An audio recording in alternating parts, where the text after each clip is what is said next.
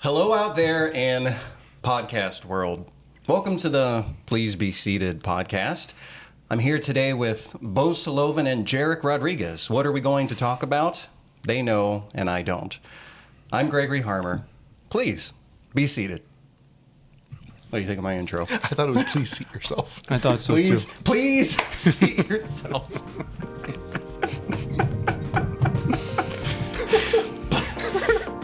I didn't name this. He said, sit your butt down. Or also have the sign made.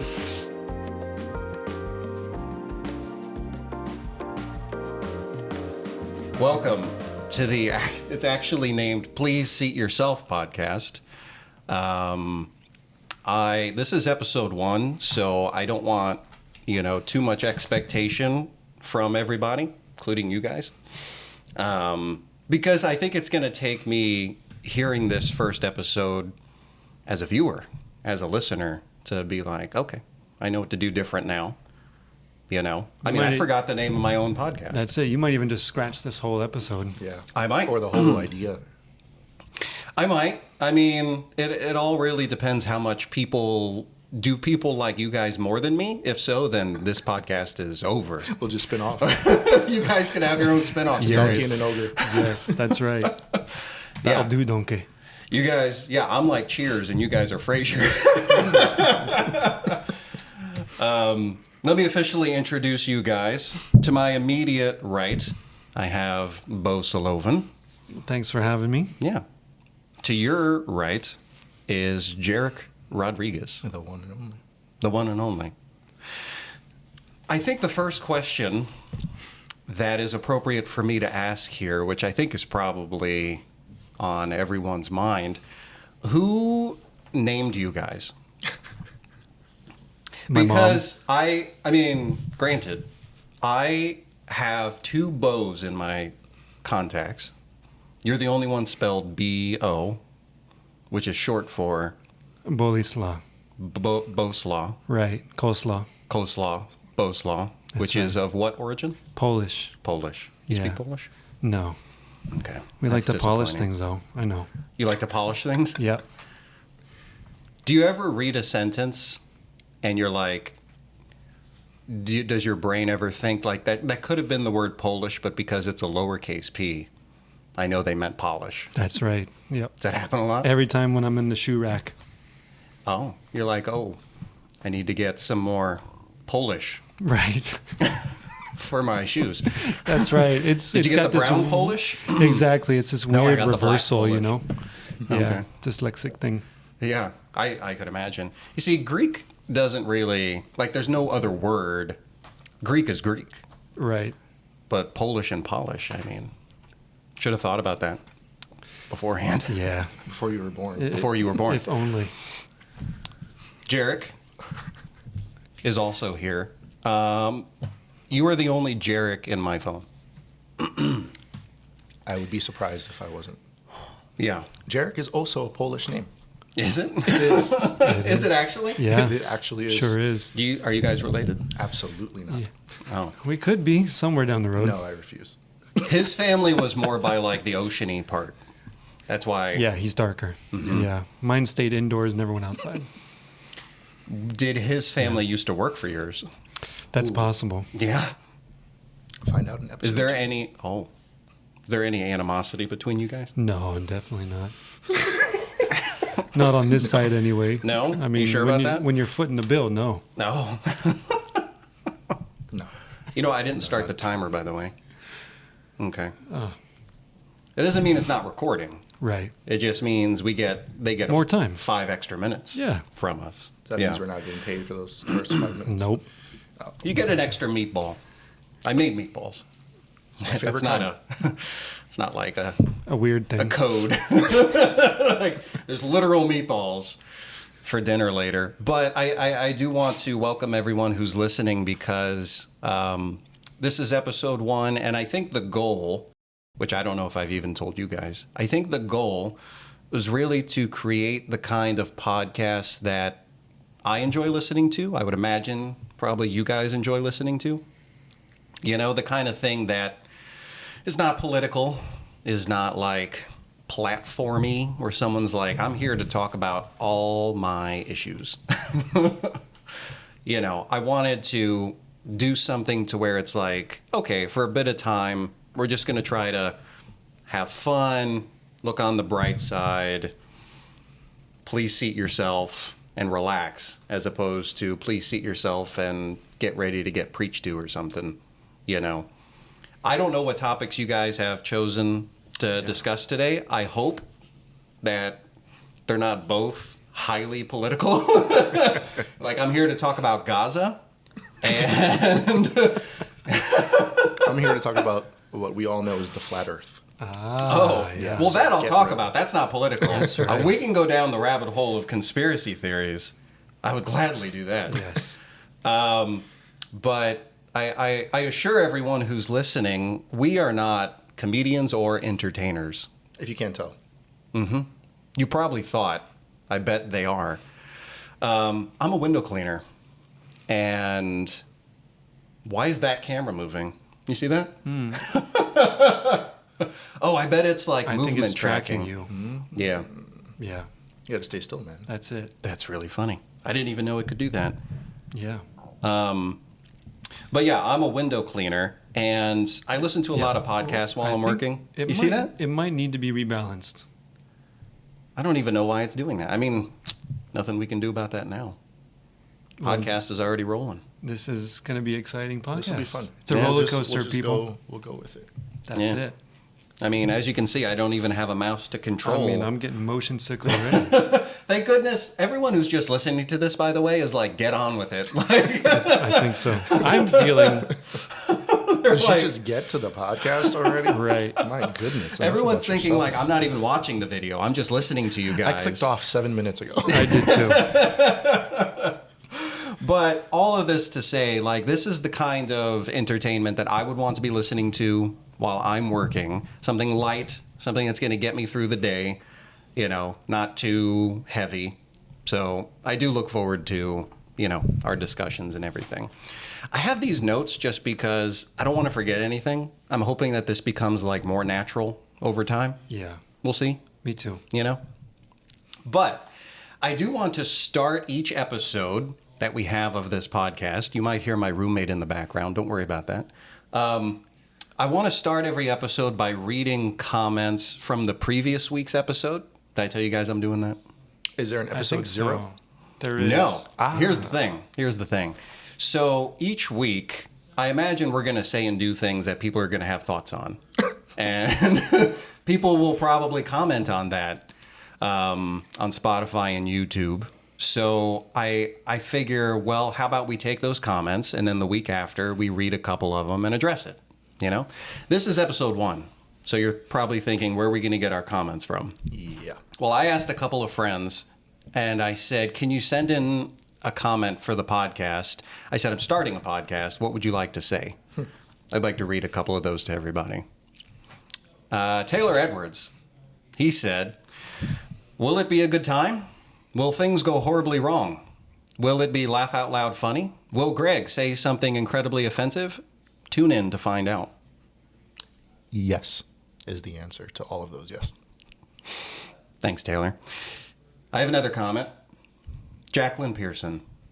She said, can't wait to listen to the first episode. Please do a good job so that I don't have to pretend that I liked it.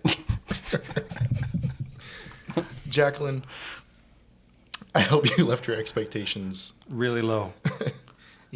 back at the door of wherever you came from. In the basement. Expectation should be in the basement. I mean, I'll move on. I don't want to get too ranty before we even...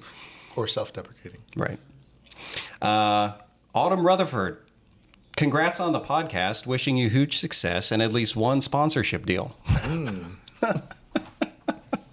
Who's the sponsor for the first episode? My mom. Thanks, Mom. Thank you, Mrs. Harmer. My life made possible by a donation from my parents. Also, you know someone named Autumn? I do. That is as you so can cool. hear. Hope that's her name. It's what she's labeled as in my phone. Fall. Yeah. Her name is Spring. Sam Rutherford. This is her husband. Oh, nice. Yeah. He's a very kind guy, as you'll see from this comment. Greg told me he asked his friends to say comments about his first episode. Still not sure why he told me that. That's the best one yet. Good guy. Final comment. James Escobar. We don't have enough men with microphones, so I'm really glad you're doing this. We're trying to break down the stereotypes. Right. Yeah. Breaking down Or add borders, to it. breaking through ceilings. Yeah.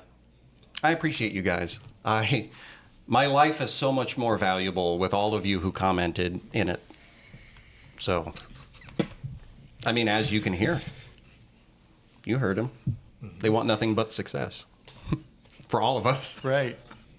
And sponsorship deals. Autumn might be the only nice one. And I think she knows me the least.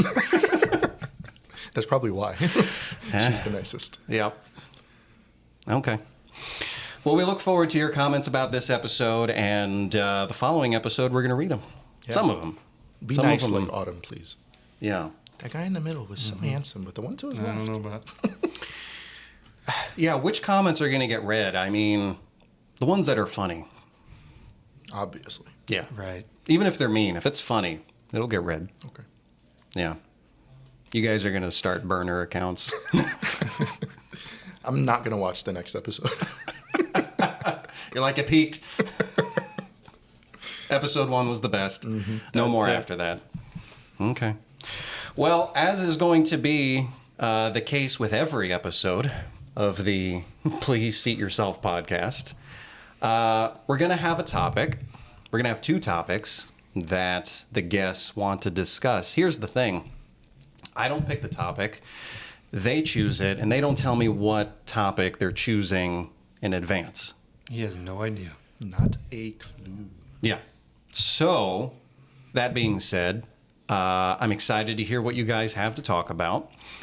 Which one of you has decided to go first, by the way? I think Jarek was going to go first. I think he volunteered me to go first. Okay. But Perfect. I can go So, first. Jarek, what topic have you brought for us today? we are going to be talking about trees. Trees. Trees and tree care. Okay. And the reason why are you passionate about this, by the way? I was just leading up to that. The reason is because trees are literally all around us, but hardly anyone ever thinks about them until they're in the way. So we're going to give them a little bit of a spotlight. So you're a tree advocate, Oh, absolutely. Tree lover. a tree lover. Yeah. A hugger, you might even Hugger. say. Do you hug him before you cut him?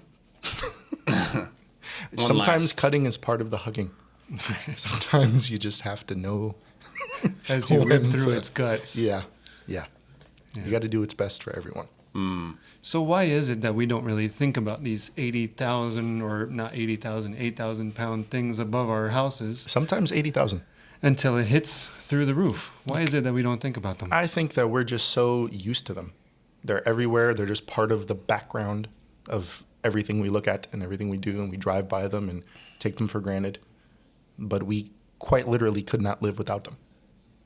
So, Do you think that there's a tree shortage? Because people always seem to talk about how they're cutting down all the trees of the rainforests.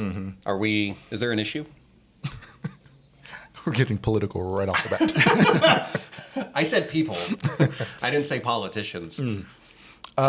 Yeah, it's one of many issues contributing to the climate of the world and the way the earth is reacting to humans and industries and corporations, things like that. There are a lot of companies now that attention is being brought to it that are planting for every tree that they cut down. The only thing is the trees they're cutting are mature, so we don't feel the effects of the planting for quite a while. But yeah, it's an issue. So the trees that they're planting, are those just the ones that are going to get cut down in 20 years? Yeah, it's going to be a cycle. Yeah. Yeah. Okay. What country has the most trees, do you think? Oh goodness. That was not one of the statistics that I came with. But if I had to take a guess, I would say it's somewhere in the East, somewhere in Asia. That would be my guess. Do you know what their most popular tree is? Absolutely not. Okay. So tell us what you do know about trees. Okay, thank you so much, Bill. I appreciate that. Let's get into the notes that I brought. Right. He's like, I brought 3 talking points. That's it. And I cannot We haven't discuss touched outside any of of them. them yet. Right. He's like, I have a lot in here about leaves. Yeah. So you cut trees, right? That's I what you do. Yes. So you're part of the problem. well. But he hugs them before he cuts them. Remember that. Yeah, as long as you So show it's them really love. only benefiting you or them. I mean, It's not benefiting us. someone's got to do the work. Okay. Might as well be someone who cares. Okay. Yeah. All right. I'm excited. Yeah. So first little statistic: tree care, arbor care, logging, any kind of just tree care, woodwork is one of the most dangerous industries in the world to get into for work in terms of fatalities per capita. The average number of fatal accidents per year in the U.S. is 30 times higher than the average in any other field. Now, what causes that? There are so many things. You're usually working with heavy equipment, so you're working with things that could very easily kill you if they're not used properly, or if the safety mechanisms that were created are bypassed. Right. You cut Alarm through a sensors. limb and then you cut through your leg with the chainsaw type of thing? Chainsaws are one of those things. Yeah. Yeah, absolutely. Some of us bear scars, but it's just occupational hazard. Trees themselves, they're tall. Sometimes they need to be climbed. So there's inherent risk when you're getting up in a tree. You're 40, 50, 60. Trees here in Florida get up to usually no more than like 100 feet. But still, 30 and above, you could easily if you fall off. And then there's the dreaded chipper. And then the chipper, yeah.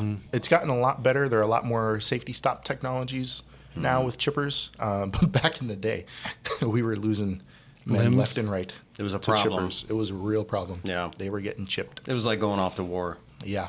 You Yeah. don't know if they're coming back. Yeah. They I'm gonna usually go cut a didn't tree come today back. and- yeah. Like I'm gonna kiss the kids. I gotta cut down a maple today. That's right. Hope I don't go into the chipper with it. That was it. So, but yeah, it's a dangerous industry. What made you get into it? Money. At first, yeah. Yeah. Yeah. But I've stayed out of passion, Okay. love. Yeah. Do you feel like did it kind of start with a passion for who's the guy? Was it Jason who had the saw? Was he the one? I actually have am I never thinking of? thought of Jason in the few years that I've been working Who's with the one trees. who was Jason famous? Yeah, I as think a that that was chainsaw? Jason. Was it Jason? Yeah. I mean, you've also got Texas Chainsaw. Texas Chainsaw Massacre. That Texan guy. Or just Saw. Or just Saw. So Yeah. were those one movies too. kind of the Did they instigator? inspire me to go out and You're like, well, how whip can I chainsaws? use those every single day but not go to jail? Because that looks like so much fun. I need to find a way to get one of those in my hands. right. No. That Okay. did not inspire me in Okay. the least bit. I wish I could say it did. but it Okay. didn't. Okay.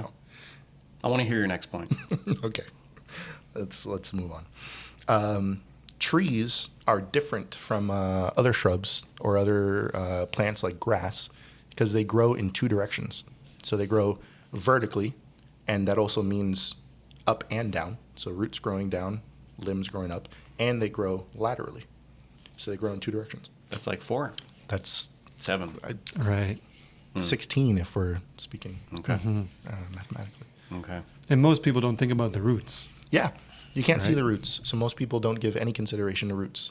Trees are planted way too close to buildings, like 95% of the time.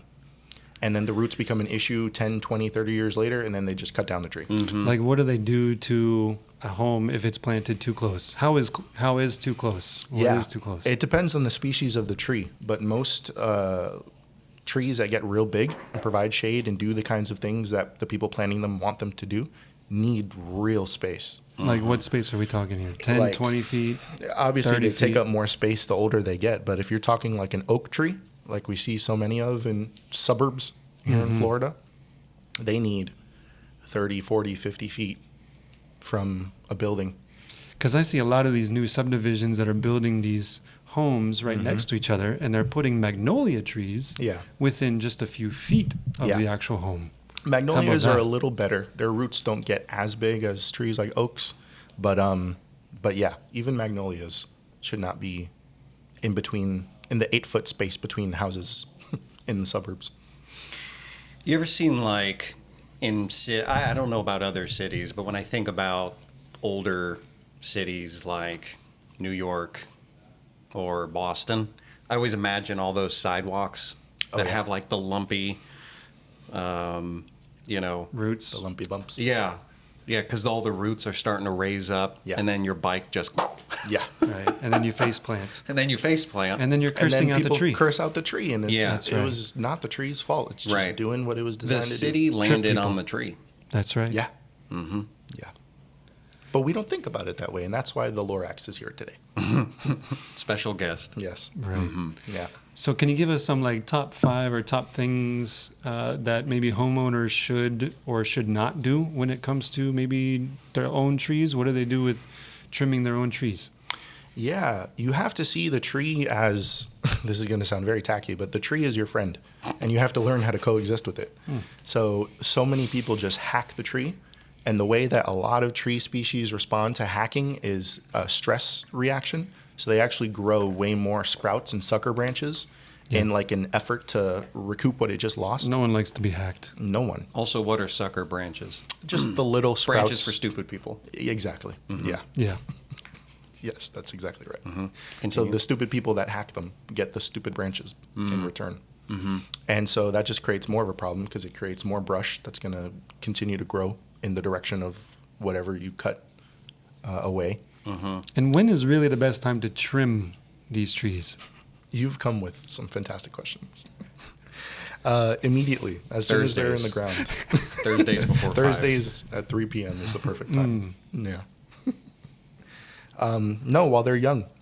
While they're young. That gets into another point that I was going to talk about. But trees, most trees, but certain species in particular, like oaks, live oaks, like we have a lot of here in Florida, react really well to cuts and to maintenance. If you cut them the proper way, at the right location in the tree, they'll seal that off, and then they learn. And they grow in the direction that you teach them to grow. And so if you start early on, from when they're young, it's like raising a kid. You start instilling those, good principles from young. You got to cut your they're kids more- early. Exactly. That's right. That's what I'm hearing. They start Snip, causing snip. trouble, you just Snip, snip. right hand gone. Yep. Yeah. And you just learn to live without it. Yeah. We broke a window, Timmy. Give me your hand. You're losing a finger. You know why this is happening. Right. You did this to yourself. What can you see now? I have a question about bonsais. Do you have any bonsai material? I know nothing about bonsais except what the Karate Kid has taught me. So you probably know the same as me. Meanwhile, I'm going to try it. I'm going to look at this camera that's malfunctioning here, so don't mind me. But I want to know because you're talking about pruning and trimming, and I feel like, isn't that what a bonsai is? I mean, essentially, from the time it was teeny tiny, they started pruning and trimming it, and they put in a certain kind of soil, and then the tree thinks it's a size that it's not, and so that's why it can be that big and look visually like a giant thing. It's all pruning, isn't it? It is, Or yeah. And they do perspective. it from the, also, Or perspective. or perspective. If you're an ant, that's a giant oak tree. But I think that particular species, if I'm not mistaken, it just also is one that does really well in response to pruning and little cuts. So it's easy It's a to shape. specific kind? So you can't make anything a bonsai? I don't think so. You sure about that? No. Okay. Well, we're not going to Google it. Good. Yeah. We can't. We're not None of you allowed. Google it too. We're not allowed. Yeah. I feel like if you know what you're doing, I feel like you could turn a bonsai. I feel like it could be anything. Right. Like when they say bonsai, I don't think they're referring to, I mean, I know this is your topic, not mine, but I feel don't like know they're not anything about referring to like a breed of tree as much as they are a style of pruning. You know? That may be true. So can you turn like a mango tree into like a bonsai mango? Get little tiny mangoes. That's it. Little baby mangoes for ants? You can try it. You have a mango tree, don't you? No. Oh. Not anymore. We lost it in the freeze. Oh, that's another thing. In the freeze. The freeze. In that really hard cold snap. You know, it's Yeah. interesting. I was thinking, if maybe most people are like me, if they have a home, they have trees on their property. Really, the time that I actually like to go out and go trim a tree is literally hours before a hurricane comes. Yeah. Is that usually the best time to do that? It's good that people are doing it ahead of time. That is good. But should they do it earlier in the season? If you're waiting right until a storm is coming, usually people are in a degree of panic. And so they're more likely to cut what doesn't need to be cut because they're freaking out about an incoming storm. And then there's limbs everywhere. And you cut away things that didn't need to be cut. And actually, you can put the tree in more danger to you and your property by cutting it the wrong way. How is that? If you cut it the wrong way, then you can actually compromise the structure of the tree. A lot of people perform a technique that's called lion's tailing. So they remove all of the small little limbs, the small little growth within the tree, and they'll just leave the canopy. And all that does is leave all the weight and force at the end of a limb. So when a storm comes through, it's actually the brush at the end of that limb catches all the wind, and it puts more force on the attachment point back at the trunk, at the stem of the tree, as opposed to all that brush being within it, breaking up the wind and kind of distributing that force more evenly. People think they're doing a good service to the tree, or they like the way it looks, but it makes it more dangerous. And that's super common down here. I am terrified of trees when there's a bad storm. The house, we used to live in a place in New York, and it was this tiny little shack. Well, I say shack.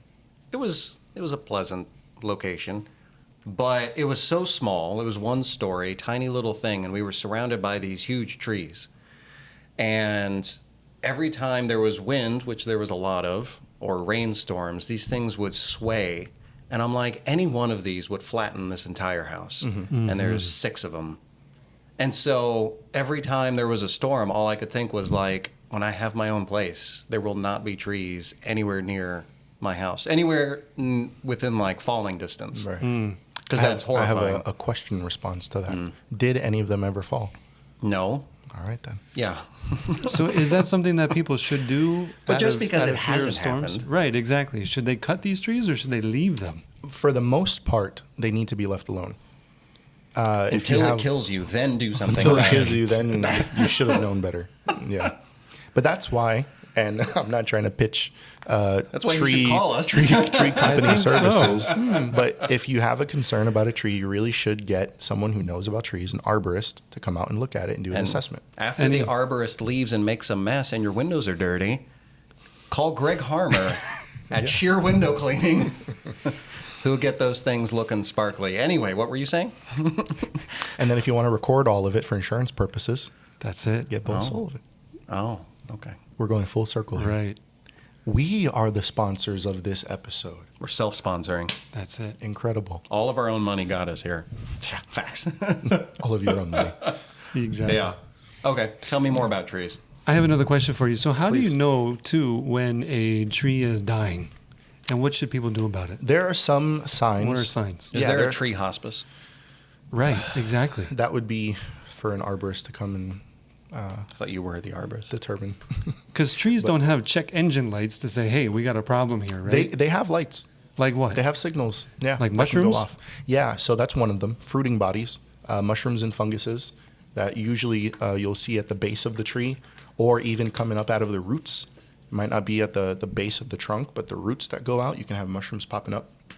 And those will only pop up if there's already decay. Mushrooms those- are a bad thing? Mushrooms for trees. Oh. Yeah. They're a sign that something is dying. Oh, So no bueno. no bueno. They're good in food, bad for trees. Did you come with any mushroom information? They're delicious. Yeah. Yes. Hot take. They are delicious. I love I don't like mushrooms. them. Yeah, I figured. I like almost. You figured. Is it a look about me? You look like a Yeah. non-mushroom guy. A mushroom hater. Yeah. Mushroom hater. I still can't. love I can't. I like everything. I genuinely like everything, but mushrooms I can't get behind. Well, I can get in front of them. So, great. There's a lot of different types of mushroom, and I also don't think I've had them prepared properly. But are there any trees you can eat? Go ahead, Jarek. So, it's funny you ask that. I actually have this really weird habit. Licking trees? That the guy I work with constantly brags on me for. That anytime we're cutting a new species of tree, I'll smell it and then give it a little taste. The wood, if it has sap, I'll definitely taste the sap. But I'll give the wood a little. That little explains a nibble. lot. Yeah. What I am kind what of I am. tree do they make toothpicks out of? Right. That's a good question. I've seen mint toothpicks. I don't know if they're made of mint or if they're. Could you They're just dipped lick a in mint, toothpick but- and know what type of tree it is? If it was one of the very distinctly flavored or scented tree species, You think they've I'd be ever able- made pineapple toothpicks? I'm sure someone Apple out there toothpicks? has. Yeah, Maybe. I'm sure. But if it was like a cedar toothpick, and it would be, yeah. Do you have a you'd be favorite? able to tell. Do you have a favorite kind of wood? Cedar. Cedar? Why? It's pink. Did you know that? Yeah. Yeah. Bo works with He sounds wood, so- disappointed that he knew I that. did. Yeah. He's like, yeah. Yeah, I did. Yeah. I'm also They a are nerd. beautiful. I know, a wood nerd, right? Yeah, it's got pink wood. It's really cool, and it smells amazing. You ever seen redwood? I've seen redwood. Yeah. I don't know if the wood is actually red. It's a hue of Red. red. Yeah. Yeah. It Orange. smells great like Hickory. when it's fresh. But I brought some home from the redwoods in Oh. California. A whole redwood tree. Wow. And that a must full have cost tree. you a That's fortune. amazing. Carry on, man. Wow. And as soon as I got back, it no longer had a good smell. It had no smell to it whatsoever. Might as well have been a piece of plastic because it smelled great. I mean, amazing. Like blew my mind amazing. And then 3 days later, nothing. Because you hacked that little piece off and it was dead. It was already dead. Yeah. There were mushrooms. There were mushrooms. There were a lot of mushrooms. I don't know if there were So mushrooms. you got a neutral smelling piece of wood, That's mushrooms right. I you do didn't know. even want to eat. Right. It was just a loss. Yeah. Yeah. But I Sorry to thought hear it was a good idea at the time. Yeah. And I was like, I'm gonna be really proud of the fact that I took a piece of redwood home. It's gonna make my whole room smell nice.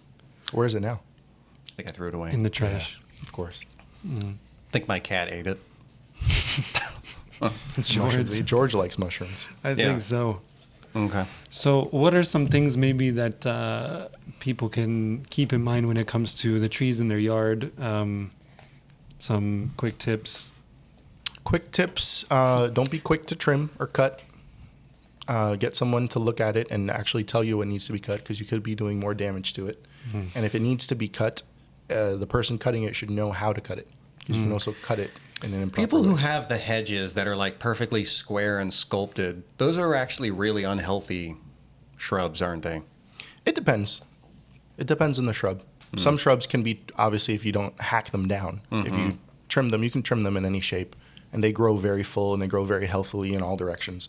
Shrubs and bushes grow differently than trees. You can do more to them than you can to a tree.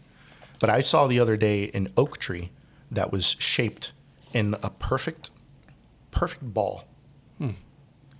Like it was a hedge. It was a perfect ball shape. Do you think it was healthy? No, Yeah. absolutely See, not. that's what I always. Every time I see those, I think that it's beautiful, but I think that can't be a healthy. That can't be a healthy bush, tree, whatever. That tree was kind of- not healthy. You can get Yeah. that shape in a healthy way from a bush or shrub, but not from an I think oak the tree. same thing about people. Some people are so sculpted. There's no I'm way like, you're having a There's fun no way time. you're healthy or having a fun time. Yeah. Inside, you are dead or Dying dying. and full of mushrooms. Yeah. But you look Fungi. great. You look great, but You at look- what cost? But at what cost? Yeah. Because you're constantly trimming, constantly trying to perfect. Wow. He got Yeah. deep on us real That quick with that. took a very profound turn that I wasn't ready for. Well, I guess I'm curious if you see yourself starting your own side business of just being like a bush sculptor, like getting out of trees. You're like, all right, I've done what I can in trees. Time for me to now revolutionize the next field. Time to move downward. Try and smaller. Yeah. And you could be doing like Bezos' house, you know, Is that what we're calling him? Jeff Bezos. Oh. And Is it all the Greek? other, I don't know. Oh, I thought maybe that's why And you were then saying all it the instead other, of Bezos. I'm just thinking, oh, Bezos? Oh, you say Bezos? Yeah. Do you say Bezos? Yeah. Bezos. I say Bezos. Bezos. Sure. Interesting. Tomato, tomato. It might be a me thing. There's a little warning that came up. Yeah, I don't know why it's doing that. We might honestly only have audio for the first episode or little clips of video. So I can take my pants We off? know the, yeah. Oh, thank God. We know the audio's solid. The video's going to be very, Okay. very give and take. Yeah. Okay. But the first 3 minutes were awesome. Yeah. No, what I was Your saying intro. is there's a lot of millionaires and billionaires in Southern Florida. So what if you bid yourself as like the guy who can sculpt anything out of shrubs? I don't know if I want to be that guy. That's a big, You don't want to be that guy? big position. That's a pretty serious title. Really? Sculpt anything Yeah. for people with money? Like pretty demanding clientele? No, thank you. You wouldn't want to try? No How interest. come? Because that's shrinking down. I like trees. They're bigger. There's more to learn. There's more to do. They're everywhere. You see, I'm just looking at the. Sorry, everyone who's just listening is so infuriated. By the way, Probably. because we keep referring to the video, Yeah. and they're like, "Bro, you got to move on from the video." Like they're like, "I'm your dedicated listener." I know.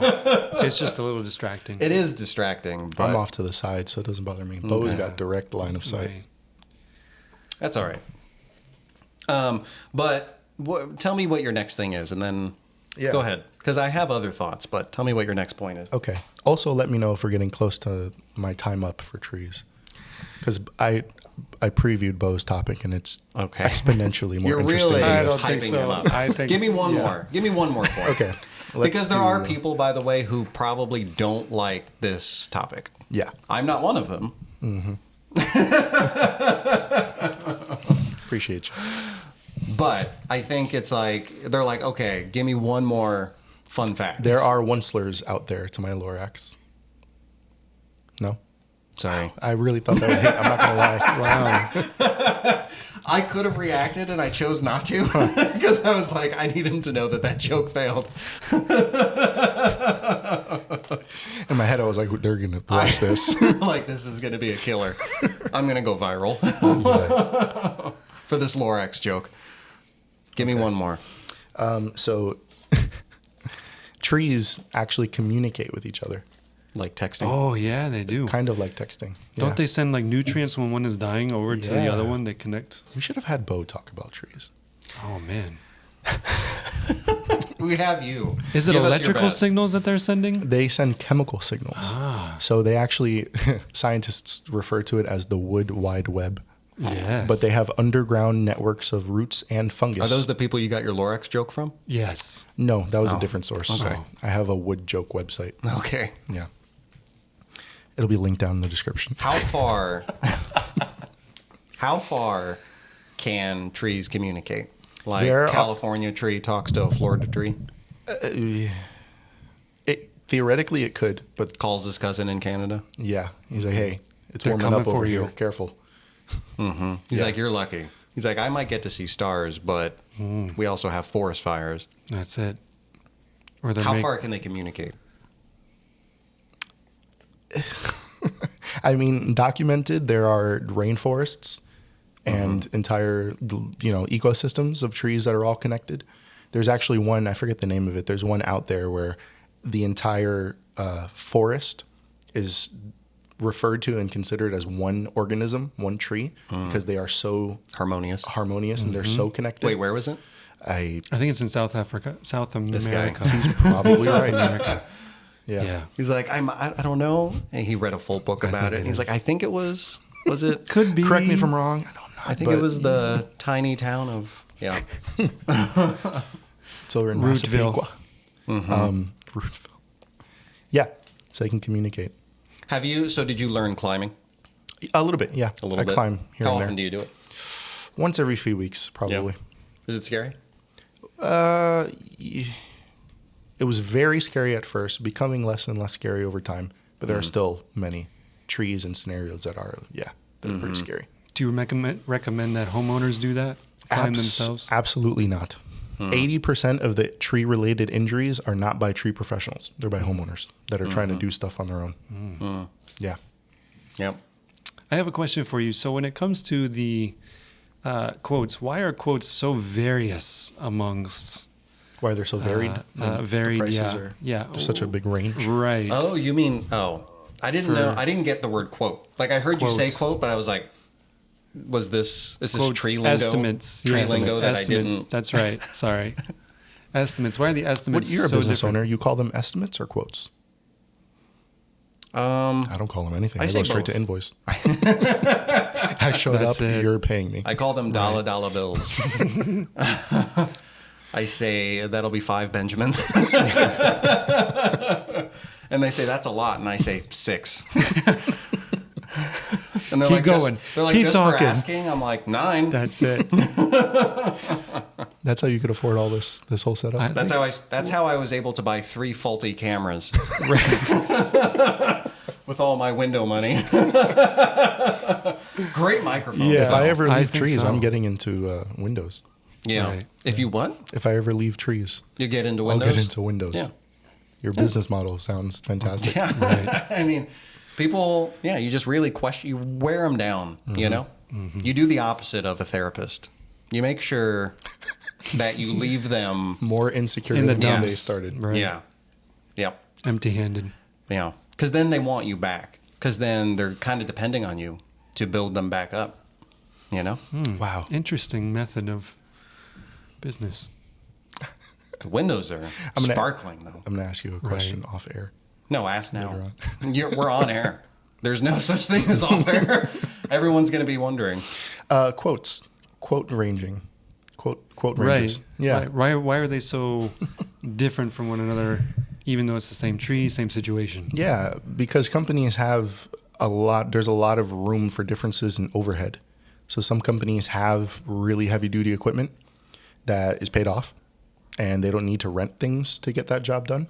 They might own a crane and they could do your little baby tree removal in your front yard in 30 minutes. And then a small company would have to rent a skid steer to move those logs and rent a lift and bring on another guy or 2 because they're doing all of it by hand versus the one guy that has a crane. He just needs one on the ground and one in the crane. So ironically, the bigger the equipment, the bigger the setup, usually the lower they're able to do it for because they can move so much more efficiently. And a lot of times they just own that equipment. Someone that has to rent the equipment will usually be more expensive. Have you ever done something you're embarrassed about that you specifically chose not to tell the homeowner about? I was thinking a similar question, but yeah. That's a yes. It is a yes. Yeah. Was it something tree related? Was it something property related? Property. House? Sure. Gutter? Roof? Dog? You don't have to mention the client. Sometimes the thing about working outside is you don't always have free access to certain facilities. Oh. Have you in a tree? In a tree. Have I caused a rainstorm up in Yeah. a tree? No, I haven't. You haven't? No, Okay. no. I go up with diapers. Oh, right. But then once you come down, Then it's a anyone's free full for all. on. Yeah, That's right. I'm finding any corner. Yeah. And just when you got really comfortable and started going, you look up and see another guy up in a tree Yeah. trying to get your attention. Yeah. That's always a challenge, Yeah. trying to manage your Bodily functions. functions. Yeah. That is tough because you're like, it took me so long to get up here. It took me so long to climb up here that Am I really gonna have come to down stay just for this? until You should really Right. include that in the price, too. Yeah, pee breaks. P breaks. Right. Yeah. Or And if you're just staying a hydrated really long catheter. Send it down. That always That I works, too. insert and remove every day. Put a little carabiner clip on it and just Yeah, rappel it down. Yeah. that would be Some interesting. of the guy in the ground just hears bottle and then Water balloon. I mean, did I ever tell you I did tree service back in the day? No. Yeah. Why am I just finding this out? Because I he wanted likes to to save it for surprise this us. episode. You Exactly. didn't even know I was talking about trees. Or Huh? did you? You didn't even know what I was No, coming I didn't. with. I didn't know. I didn't know that was going to be your topic. Wow. How long did you do that for? On and off for maybe 2 years. It was super on and off. It was very seasonal. I only did it during the winter when it was the worst to do. Were you the chipper guy? He taught me, it was a one-man operation, and he showed me, like, he needed extra help some days. And so I would go and help him. And so, I mean, I started as a ground guy and a chipper guy, but then he eventually taught me how to climb, which is terrifying. And was that the last day of your job, too? No. It was after that guy died. It was after I climbed and fell. Yeah. Hold Too on. dark. Did he actually die? Yeah. Should we not be laughing? No, he's still kicking. Oh, He's good. No, because like it took so much because he didn't have like a bucket, right? He didn't have a bucket truck, Right. so everything was manual climbing, free climbing, and you could only go up as high as the ladder would take you, and then after that, you're just monkeying your way up from branch to branch, you're one of and you might those have to go guys. like double, triple the height past whatever the ladder did. Did you have harnesses and ropes and safety equipment and lanyards Yeah. and all that jazz? Yep. And he taught me on the ground. He's like, all right. He said, so I'm gonna send you up into this tree. He's like, I need you to watch closely because I'm gonna teach you how to tie a knot. And I was Up like, in the tree. Yeah. yeah. He's like, once you get up there, you're gonna have to tie this knot. And if you don't do it And I correctly, said, you will plummet to your death. Exactly. He's like, just so you know, this knot, if done incorrectly, will be the last time that you ever try tying a knot. And I was like, No pressure. I was like, you went from having half my attention to all of it. Should have led with that. I shouldn't have been texting while you were showing me. Show me one more time. Your ADHD did not kick in. No. And so then he showed me again, and you probably know how to do it, but it's like a specific kind of knot. You can't do it till you get up there, right? So first you have to survive the climb. And then once you're at the highest possible place, then you have to put the rope higher Yeah. than where you are, loop it over something strong, bring down the slack, and then you make whatever that knot is. Do you know the name of that knot? I don't. There's a few different ways you can do Yeah. it. Yeah. And it's like one of those squeeze knots where once it's holding all of your weight, you just squeeze it, it loosens, Yeah. and you slowly descend. Yeah. Right. That was probably a Blake's hitch. Okay. Sure. You could have said Whatever anything. you say. You could have said anything. It was a Gregory anchor. Like that was that's what they call the old Hulk Hogan. Because and so it's like I spend all my energy, all my mental energy and physical energy surviving the climb, remembering how to do the knot, and I have yet to trim a branch. Yeah. It's like now I have to do the thing they hired us for. Right. It's not easy. It's a lost art, Yeah. climbing and pruning from within the tree. Do you think Instead of a one day lift. they're going to invent lasers to just do it from the ground and just I hope not. okay, I hope not. you can just zap the branch off? Yeah, it would get so boring so quick. That also might catch fire. That's true. Do you think that's how the California wildfire started? Someone was experimenting over there in Silicon Valley with so. lasers, Yeah. Tree lasers. tree lasers. Yeah. Yep. Okay. Okay. This is a good topic. It was fantastic. I cannot believe I've known you for 2 years now, and I'm just finding out that you did some tree work. That reminds me. So we worked pretty much exclusively in the winter, and we had to put on, I don't know what they're actually called. They're like the onesies. The guy called them potato suits. Interesting. And they're just onesies. So Do you there's have no pictures? chance of going to the bathroom. I do somewhere. yeah. Oh, yes. Zero chance of going to the bathroom. Because it's like you stick your legs into it, and like the closest zipper is up at your chest, And so with this, I mean, it's like negative 10 degrees outside, and we're trimming this tree, and I am miserable, absolutely miserable. And it's like one of those colds, you guys don't know because you're both from Florida, but it's one of those colds, kind of like the opposite of heat, where Is that what cold is?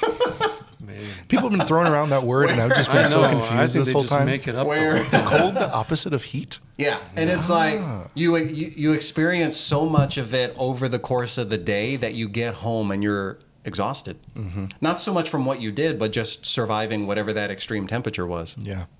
So I made one of the classic mistakes where after we got down to the bottom, we had to take the rope back out of the tree, and I pulled it the wrong direction. So instead of grabbing the hook and pulling the rope off of the nook, whatever that is, what's that called? Where the branch? Crotch. Yeah, sure. I You didn't grab the crotch. no. I pulled, I grabbed the metal part and pulled the rope off. Well, that's what I should have done. I did it the other way around. So then the metal bit got stuck in the crotch of the tree. And I'm trying to like flick it to get it to go back down, and it didn't. So And you we had to had to climb back up. reset up the ladder and climb back up again. Yeah. And that's when he fired me. No, he said he was very upset at the time, but he did say like, you only make that mistake once. Yeah. Yeah. And here I am now, probably 9 years later, still remembering that that's exactly what happened. Yeah. 9 years. So you did tree work when you were 45?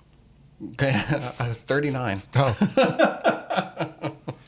You got the timeline a little mixed up. Speaking of 45, Bo, what topic did you bring for us? And don't get too far from your microphone. No. People need to hear that lovely voice of yours. Yeah. Okay. No, it's interesting. I think that there's something I wanted to talk about that is really, it's quietly changed over the last decade. Something that's affected our social lives, and it's the belief or the myth that I don't know where this is going. Profound. always have to be available. Okay. Like Interesting. it's the belief that we have to constantly be available to respond, available to work, available to friends, available to notifications. Hold on. Right. I need to respond to a message real quick. Okay, you were saying? Exactly. What were you saying? Exactly. What was that? That's the point, Sorry, right? I had to take that call. And somewhere along the way, right, through the last decade or so, we started treating availability like a baseline expectation and not a choice. Mm-hmm. So we've entered into this digital landscape or this digital colonization of our lives, and it's affected our value. People view us no longer, our value is no longer defined by where we are, but how reachable we are. So, for example, when you think about it, we now have the ability on our phones to read messages, right? These are like social landmines. When we ask a question, we see that they read our message, but there's no response. Immediately, I hate that. right? Immediately, our But why? brain. Why do you I hate block that? those people. That's it. Yeah, it creates this huge rise of anxiety in us, right? Yes. And even now, we We can take even. an extra Zoloft and we move on with the day. That's it. Some of us. Some of us. And now we can even see when they're even typing. Oh man, those three little bubbles that pop up. Yep.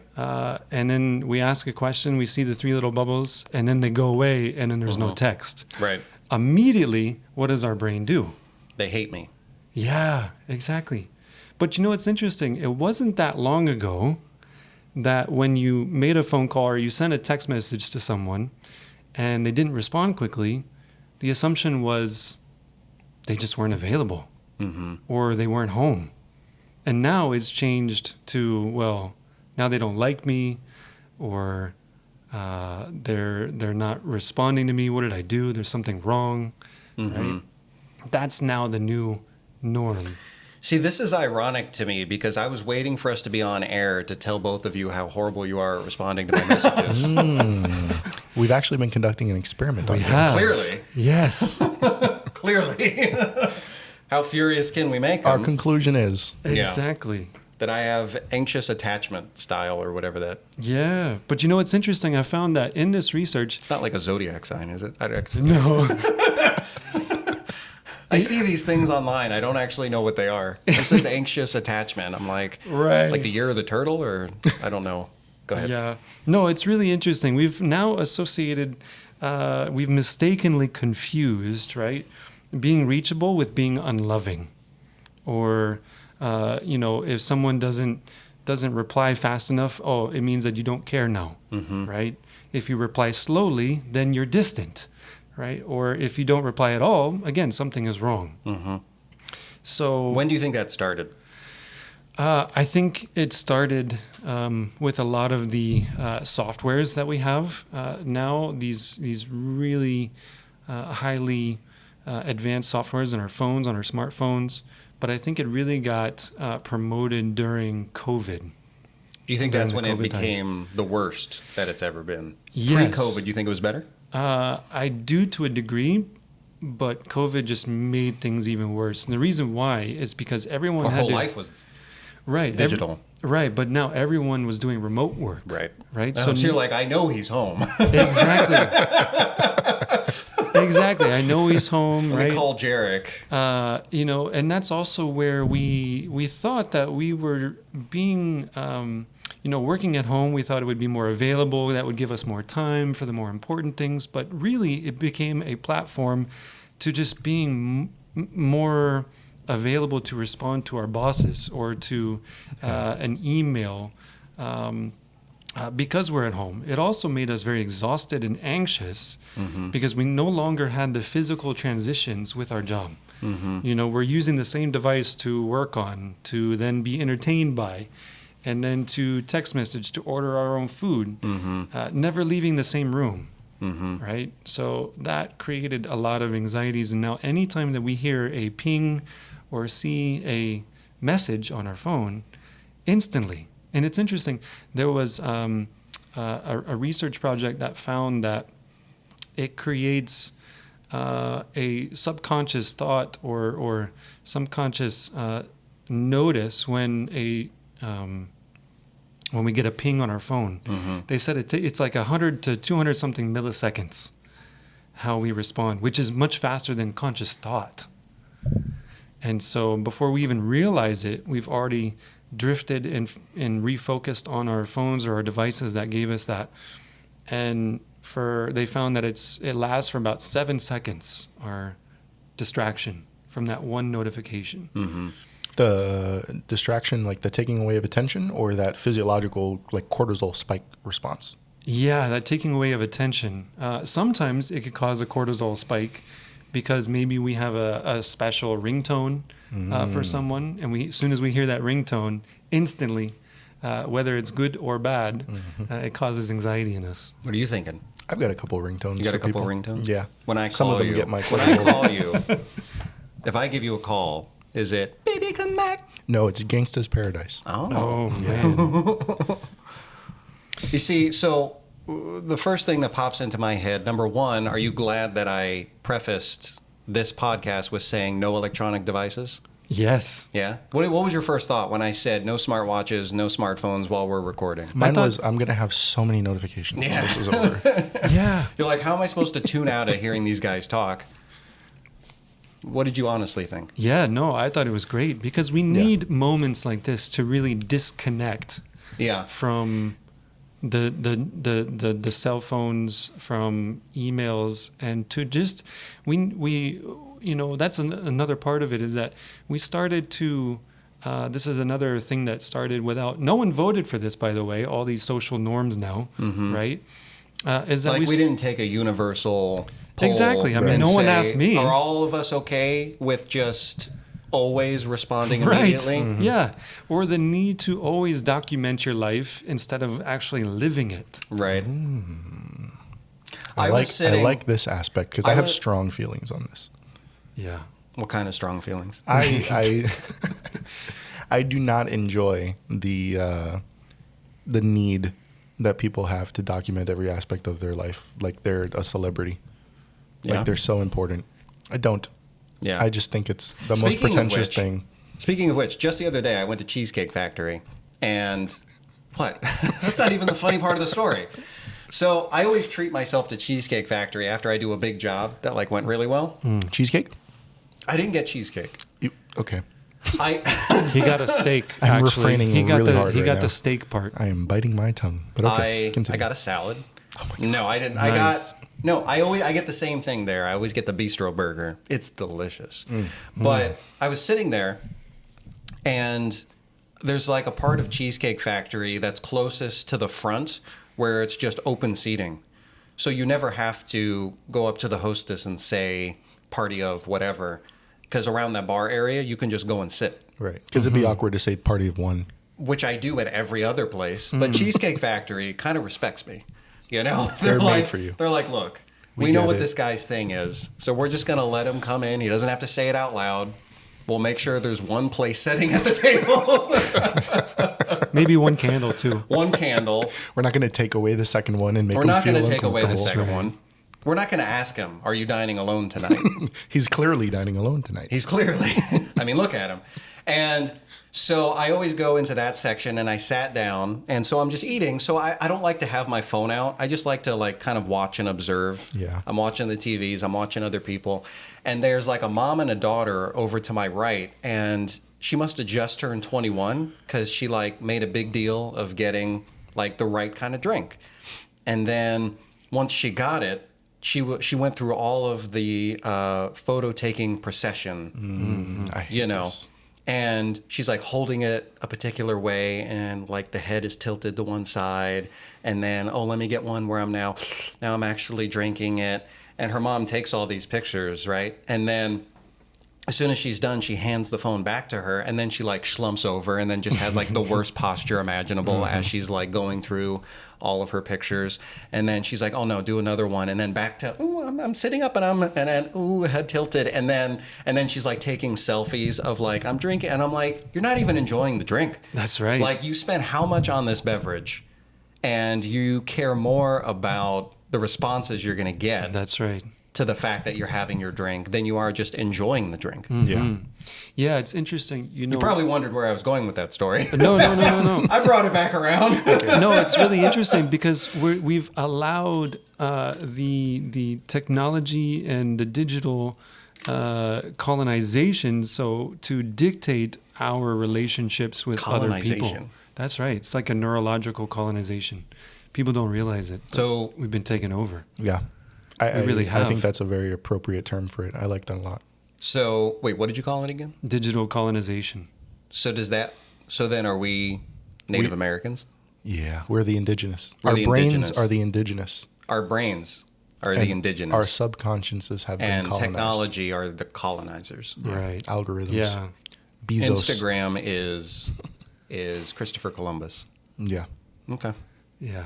And Taking reels, over. reels are his guns. That's it. You know, it's interesting. So in the research that I've done too, it's like, how does this affect us? We know that, too much technology can have negative impacts on us. But I found this interesting, that it really causes us to not be able to rest properly because of something You mean called... like at night? Yeah, something Or just called... like relax? Really at nighttime or even on the weekend, right? So we're busy all throughout the week. We're emailing, we're getting text messages left and right. The weekend comes, and we're trying to relax. But it's interesting that our brains, there's this thing called attention residue and how it relates to our cognitive drain. So even on the weekend, in that sort of situation, our brains are really hardwired in this way. And psychologists pointed to this Zygarnik effect, which dictates that human beings are neurologically hardwired to fixate on incomplete tasks. So Okay. as to complete them? Right. Yeah. So Like when that's why we fixate? Because we're trying to fix it? Because Yeah. we're trying to accomplish it? Right. So when you glance at an unanswered email or a message, you leave that half read, we create this like open loop in our brain. And so a fragment of our cognitive resources stays attached to that until it's an unresolved stimulus, right? So it's called attention residue. That's what they found. And so that background mental processing continues to drain us, even if we're trying to be able to relax, we're out on the beach on the weekend or something like that. That's why we go through the weekend, we come back on Monday, and we just still feel drained. Because it's kind of like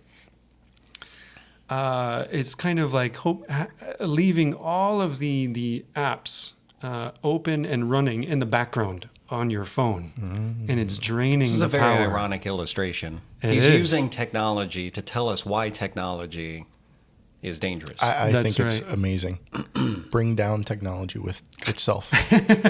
You say we actively use technology to Yeah. get these words out. That's like Right. flipping the Terminator on Skynet and Hey, bringing it down with its own creation Everyone Right. listening on Spotify, delete Spotify. right now. No, we're not trying to. We'll I'm just not, email you what episode 2 You know how was you about. learned about us from Instagram? Get rid of it. That's it. That's it. Let this be the last thing you ever hear. So Yeah. I have a question. Maybe this is something you're going to get into.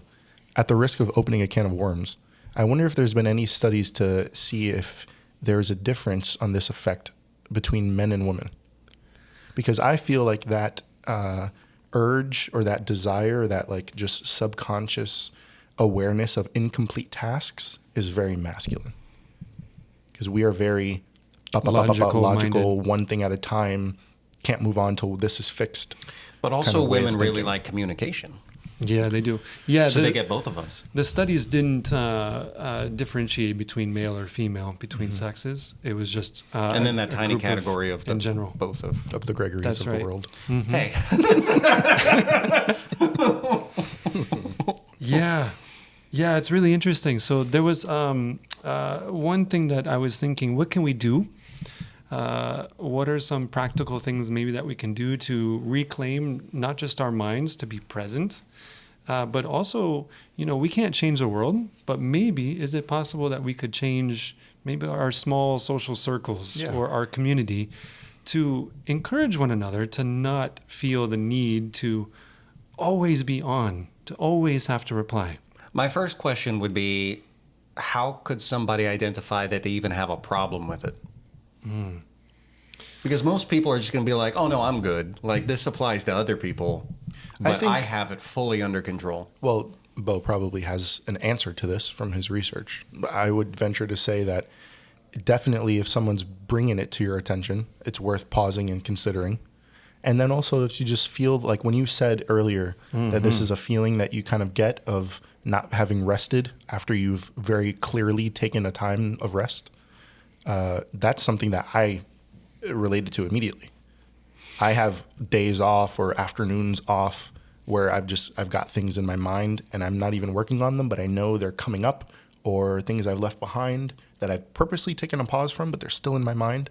They're And unresolved. yeah. Unresolved, exactly. So do you feel like this is broader than just like social media? We're saying just technology in general. We're saying emailing and text messaging Emailing, and phone seeing calls. those three little bubbles, right? Seeing the read receipts now. I think technology has exacerbated that. I think in the past, has. if you had unresolved tasks, it was a lot easier to just leave them at work or at Yeah. yesterday. Right, because you'd get in your and car and you'd you'd physically, physically drive move home. away. Did You're you not guys- getting calls or emails from your boss. You have no app of There were tomorrow's actual- schedule that you're supposed to preview. Yeah, When there you was guys actual filing were- cabinets. When you Right. guys were kids, did you have a house phone that had like a recorder, Yes. voice recorder? messages? I don't remember. We had a landline. I don't remember if we did. got messages on it. Yeah. Because that used to be like, if that light wasn't blinking, you were in the clear for that evening. That's right. Anybody else you had to talk to is going to be somebody who knocks on the front door. Mm-hmm. You know? It's like, yeah, and then sometimes it's blinking, you press it, you might hear 2 messages. You're like, okay, I Yeah. can handle those. Yeah. As opposed to on the drive home, you get 12 different people telling you 12 different things. Right. One of them saying, make sure you wear the right clothes to my podcast for my cameras that are going to break down. That's another thing, and I don't mean to throw shade at the podcast. Yeah. That's another thing is because of the ease of communication, I feel like people are reaching out for things that are much less necessary to be reaching out for. Yeah, everything feels urgent Yeah. today Yeah. when it really may It's- not be. The shirt that I wear tonight does not matter. Yeah. Especially for an audio only podcast. Yeah. So I get again, kind of like going back to how can somebody, we're talking about people being able to identify that they have a problem with this. We're saying those who feel like maybe they're exhausted and they don't know why. That's part of it. Maybe those who have a hard time relaxing. Yeah, or really any time now. Again, we've associated being unresponsive with being irresponsible, right? We've been associating that, oh, well, if, I asked you a message or I sent you a message, asked you a question in the message, I see the 3 little dots and then they go away and then there's no reply. You really have a lot of bitterness for these 3 little dots. If Apple got rid of the 3 little dots, how much else do you want them to do beyond that? Well, no, I'm not. Like, let's just say they took care of that. Well, are did you you- pretty much good? Are after that? we aware that you can turn that off? Because I have it turned off. I don't. Did you people know that, don't Bo? see my Yeah. dots. I have There's- it what on are you even only talking from. about? I only. You I just only said, have it we on can for my turn it wife. off. That's a big deal. That is a big deal. You can also turn off read receipts. Yeah. You can as also well. throw your phone in the ocean. Speaking of which, Yes. No, we're speaking not. of which, I once did. I was out on a boardwalk. What was her name? So I was out on a boardwalk, and I literally, I was going to take a picture of the group I was with, and I dropped my phone, and it went perfectly, like a coin through a slot, between the boards of the boardwalk, and it went plunk into the Long Island Sound. Never got it back. Wow. And in that exact moment, how did you feel as you saw your phone slip I was through pretty that crack? relieved. Really? Like I was sad to see it go, but I also loved that for the rest of that Freedom. night I had freedom. Right. I keep telling stories where you guys are like, I think he's just going off on a rant, and then I bring it back.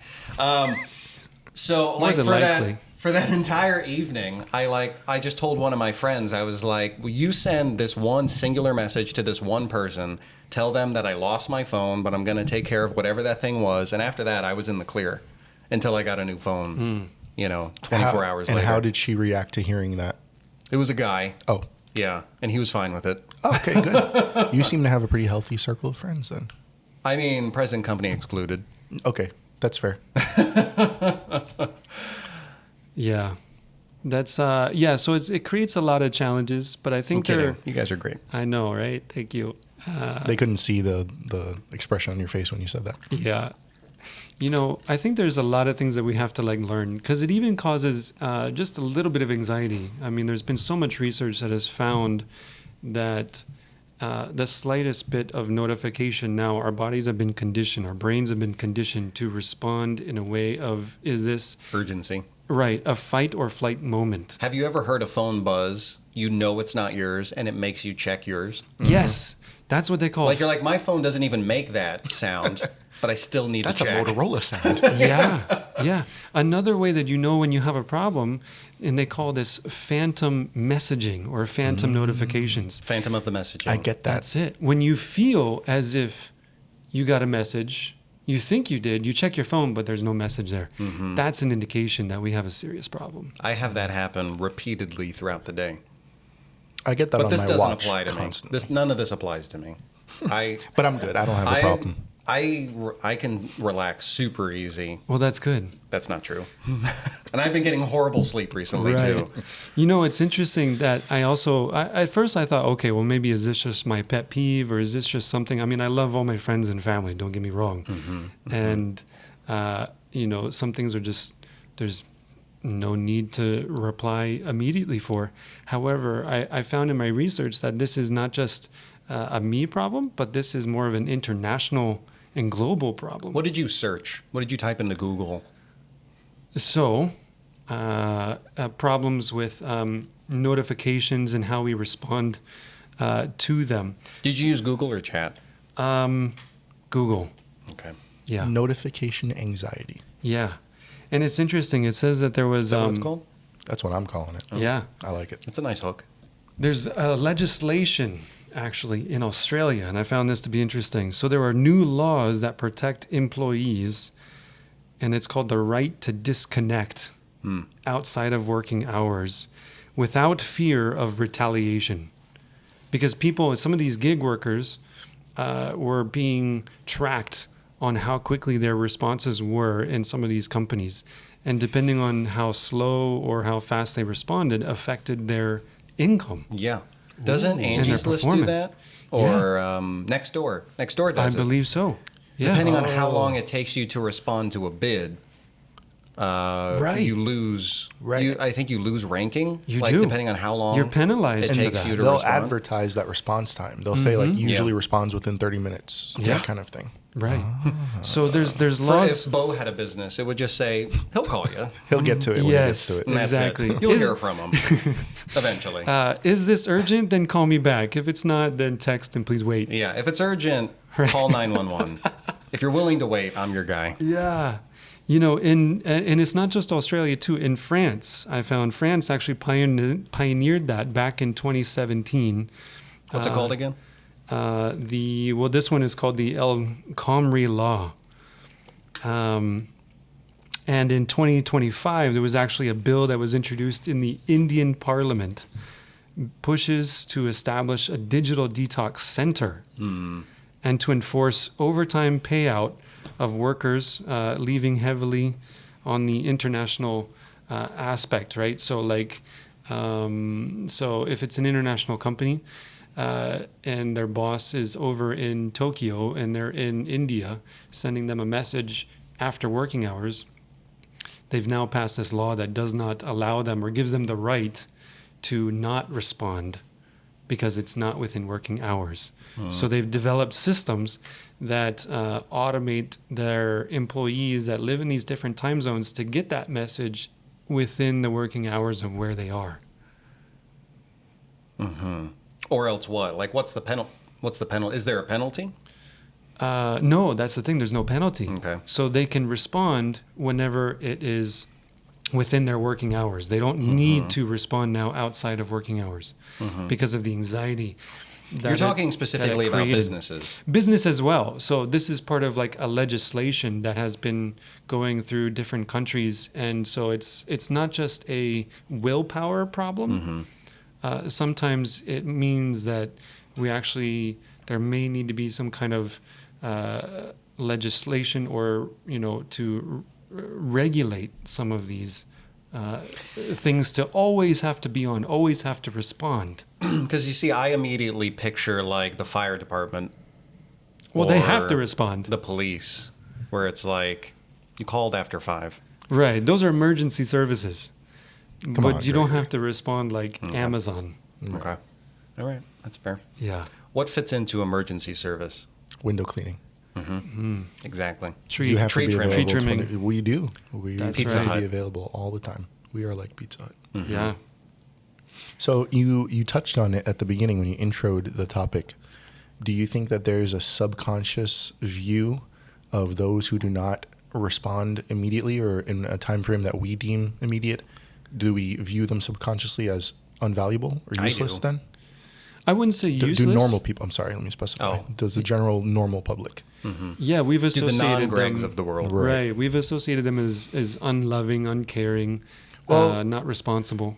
Maybe when it comes to our objective, what we're trying to get from them, for them to help us, are they useless then? If they can't respond in a certain time, are we just going to find someone else because they can't get to us as quick as we need them to? Yeah, we do tend to penalize them in that regard. There are some things that do require immediate response. I'm not saying that we need to not respond to our bosses or to our closest friends, or if it is a real emergency situation, I'm not saying we don't need to. So the next time my mom gets mad at me and she says, "Why haven't you responded to any of my messages?"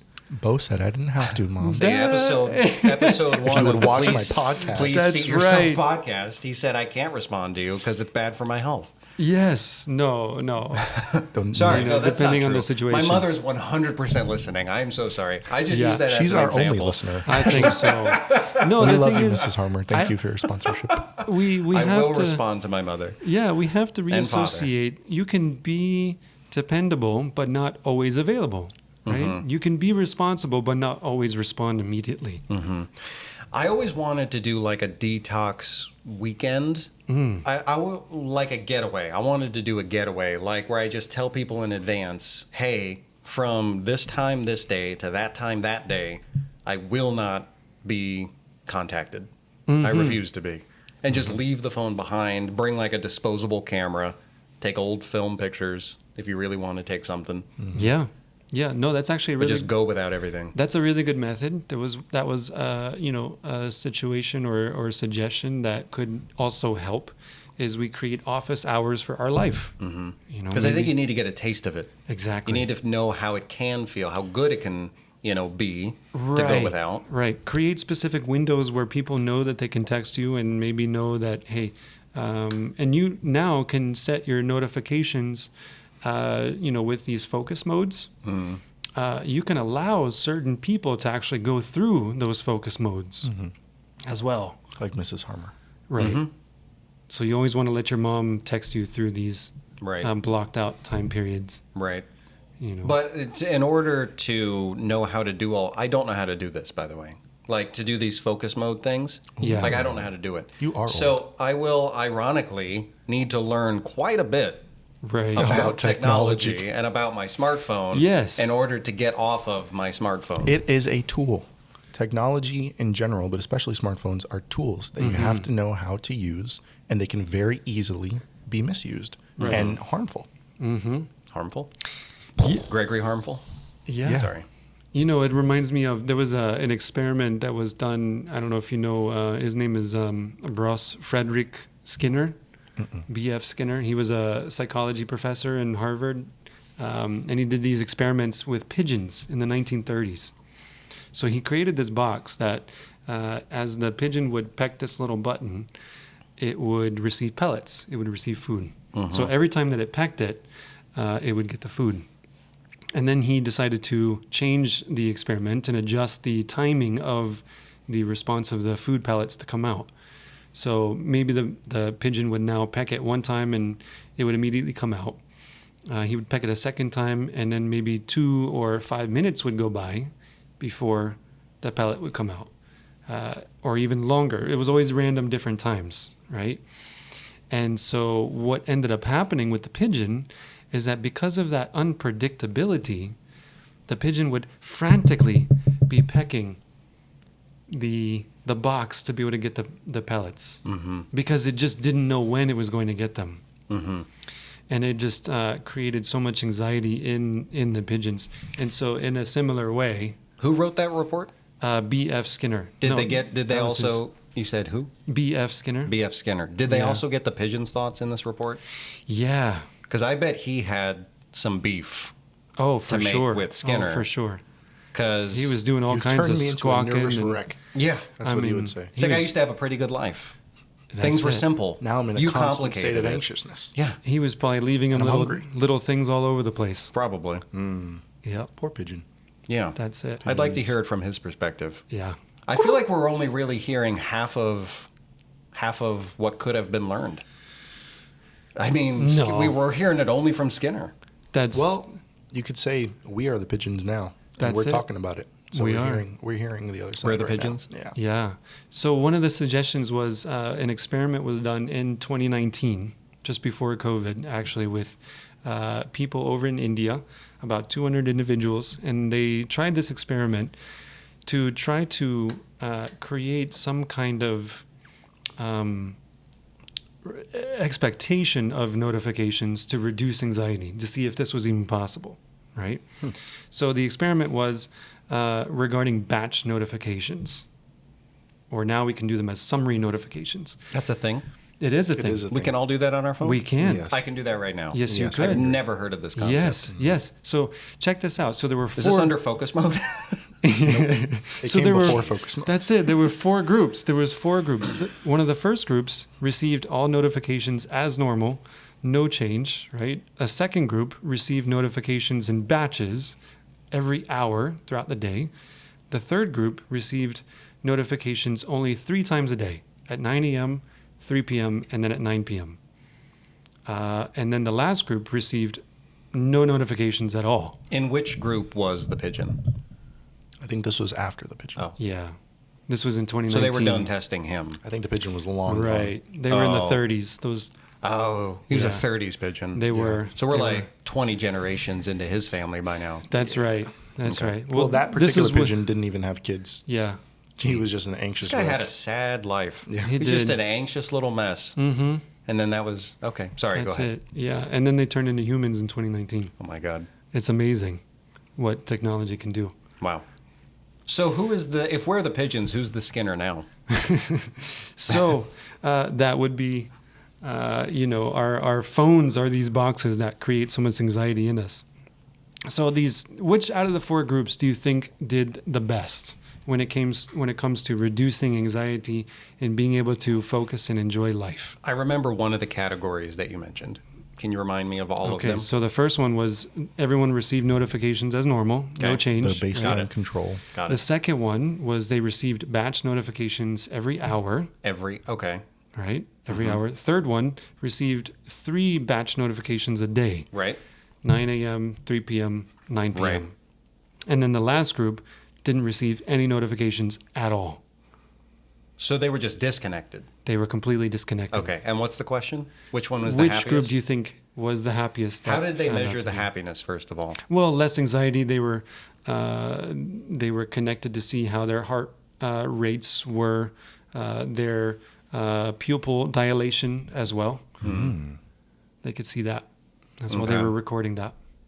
I would say that the happiest were probably... I'm going to go with the no notification. Well, Yeah. let him answer before Okay. you give the... Okay. I would also say the disconnected ones I feel that I would have like nervous anxiousness about incoming batch notifications. I feel like I would personally rather just get them randomly throughout the day as they come, because if I know they're coming at a certain time for those 6 hours until the next batch, I'd be thinking, how many am I going to get? Yeah. Were these urgent, and should I have responded to them when they came live 3 hours ago? But now I'm finding out that my father died 3 hours later. Right. You get You a know. message at 9 p.m. that says, emergency, Yeah. your father is having chest pains. Yep. And the timestamp is 10 a.m. Right.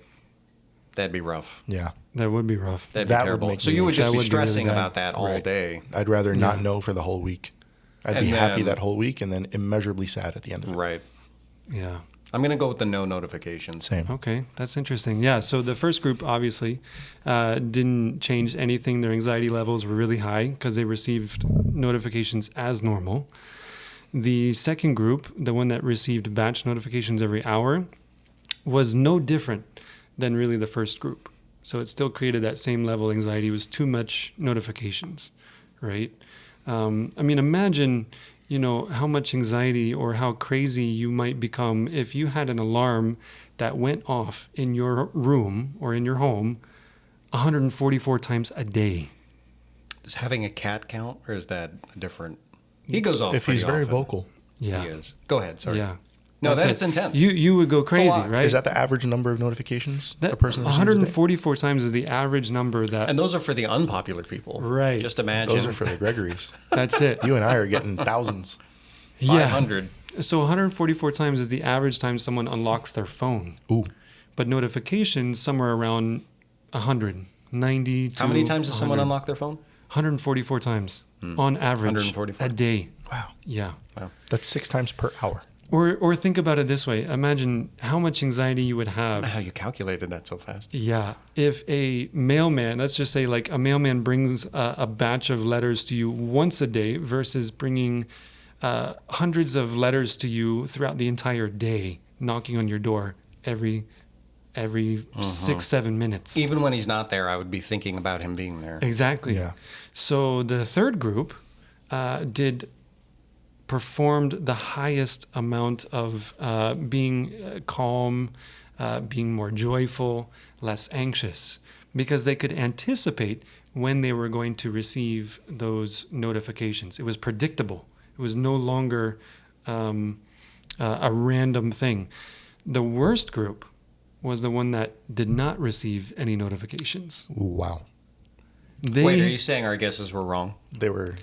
Well, according to that research, yes. According to that study project, yes. Because they had the most anxiety because they were frantically, just like that pigeon, didn't know when the pellets were going to come, frantically was pecking the button. So they were frantically checking their phone because they had this fear of missing out, or as most people call it, FOMO, right? So what I'm hearing is you can't go completely cold. That's You correct. need the right amount.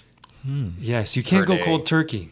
Right. Because that creates so Or much cold anxiety. pigeon. Can't That's go right. cold You can't pigeon. go cold pigeon. Right.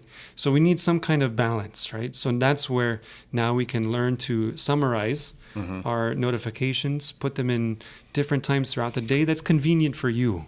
Okay. So you don't recommend, in all of your research, do you recommend certain times a day that are better to receive your batch of notifications than other times of the day? For you, yes. And you can even allow certain people to still break through those batch notifications. But as have you well. found a good time to get those batch notifications? Like people who wake up and immediately see them are worse off than those who get them at lunch or something like that. No, well, the thing is, a lot of the notifications that we get are, it pops up as a notification. We may not look at it immediately, but instantly we're thinking, oh, is this an emergency? And then really it's just an app telling us that it misses us. Yeah. It's not a necessary, urgent notification, but it had that anxiety, that cortisol spike Right. in us.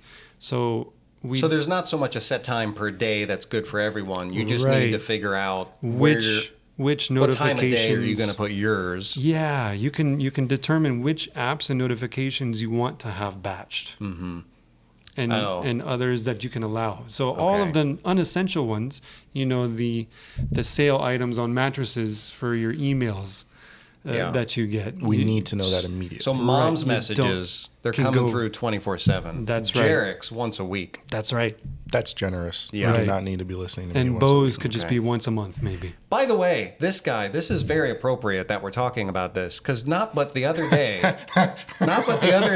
was I trying to go to bed. It was after midnight. I don't think you were trying to go to bed because you responded immediately. Look, I was trying to go to bed. It's not about how successful I was being. I was trying to go to bed. It's after midnight, and I had my notifications turned off because I don't want to see anything, right? And so I close out of whatever I was on, and I see I have both a text message and a missed call after midnight. I'm like, someone's dead, Right. You know, because when you get a voicemail, a missed call and a voicemail after midnight, you're like, where's the murderer? Right. And how do I find him? And I see that the missed call and the voicemail is from Jarek. I go to my text messages, and he has sent me a text that says, call me. And I was like, oh my God. You know, I knew that Why that would would you do induce that? anxiety. Oh, That's see, why that I was did part it. of our experiment. after midnight, he does this. Yeah. That's He right. doesn't say, hey, you're probably asleep if you're available. Like, you could have softened it so much more. You just said, call me. I sure did. And what's the first thing I said to you? I think I just said, like, Are you bro. okay? I was like, bruh. Yeah. Are you alive? Yeah. No, not even. Oh, wow. No. He just said, "Why are you doing this to me?" Why? Yeah. Because okay, so that was my first thought. My second thought was. And you lost a lot of sleep that night, probably. Nah. I just didn't go to sleep. My second thought was, what if someone stole his phone and they're just like going through his contacts of the people he's talked to in the last week, and now they're gonna like ask for money or something. That's a thought that came to your mind. Yeah. Aw. Because I was like, You got robbed. You were probably you've lying never in a ditch called somewhere. me. You've never called me after midnight, and you've never sent me a text message that just says "call me." So I was like, the odds of this not being Jarek is actually pretty high. So I need to do this more often then. God, no. Wow. You're taking away the opposite lesson of why I'm bringing this up right now. So how did that make you feel in the moment? I'm Of your- anxious. your attention I'm being anxious demanded. reliving it right now. Yeah. You're acting. Yeah. Do you remember Correct what I him. reached out to you for? Because I don't remember actually. You need to counsel this man. Yeah. Go ahead. Well, that's Let another him thing have that's another thing that we actually really need to. Again, we can't change the world, but we can change our little. Can't change the Jareks. That's it. But we can change our small community. I think one thing that we can do. And then, by the way, not to Yes. interrupt, but you know what he wanted? He wanted to invite me to a party, Look which at I that. Oh, yeah. appreciate. Look at that. Which See? I appreciate. But was it that urgent? No, absolutely not. Exactly. But I did it on on purpose. purpose. Yes. Yeah. Did you do it because you knew what his topic was? We Maybe talked a little bit. subconsciously. I don't know. I Okay. did know, but I Maybe. wasn't thinking about it. Okay. Go Probably. ahead. Sorry. No, yeah. One of the things that we can do is we can stop apologizing to each other for sending late messages. I think I love that when people apologize for that. I love when people apologize to me for anything. It makes me feel that's good. true. Well, yes, apologizing is a good thing. When people don't apologize for taking forever to respond, I'm like, do you even care about us? Oh, see, exactly. You're just promoting this unloving, unresponsive, irresponsible. Yep. Yeah, I'm part of the social problem. man. dynamic. I'm That's part of right. the problem. We all are. I recognize that I'm part of the problem. That's I don't it. call people after midnight Listen, there's But- Jarek's and there's Gregory's. because that's a whole nother category of sick. Right. I'm my own brand. You called me back though. I didn't call you. I texted you. Did you? Yeah. Oh. That's it. Have you ever used any of the if you can't pick up the phone, have you ever used the quick text response Yes. option? No. Love them. No. Yeah, I use them all the time. Yeah. I Have you also- been able to customize yours? No, I use the preset ones. The preset ones. can't talk. Okay. I also Call you refuse later. to have a smartwatch for exactly this reason, though. I did have this discussion with someone just a week or so ago, and I was like, I can't do a smartwatch. I can't. I'm already connected enough. Right. Like, the amount that I look at my phone is already exorbitant. More than 144 times a day. Yes. Especially with certain people. And so I'm like, the last thing I need is something also on my wrist. Because that's just going to add to my level of connection, which I'm already disgusted by. Yep. You've been colonized. So my question is, if you were, because we could keep talking about Oh, this. yeah, we could. But if you were to like wrap up to the people who are like, okay, I might fit into that category. If you could give them like one or two tips as to how they can start to make a change, what would you say? Yeah.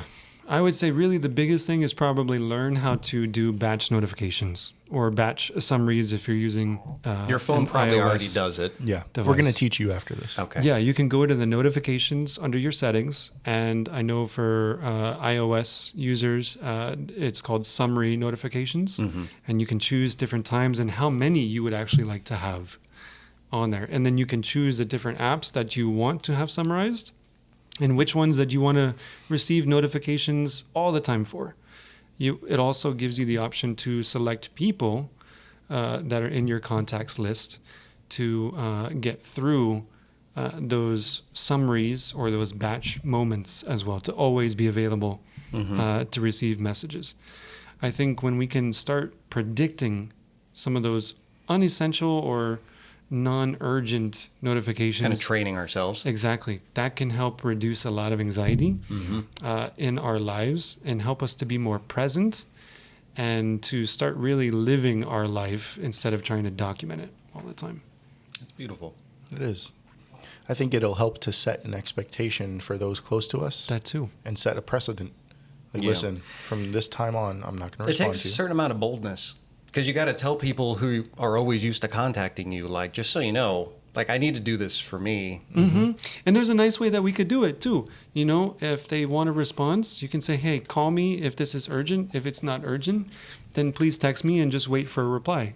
Yeah. Or we can even say to them, hey, you know, instead of apologizing for sending a late message that didn't need to have an immediate response, we could say, hey, I thought about your text. I've been thinking about you.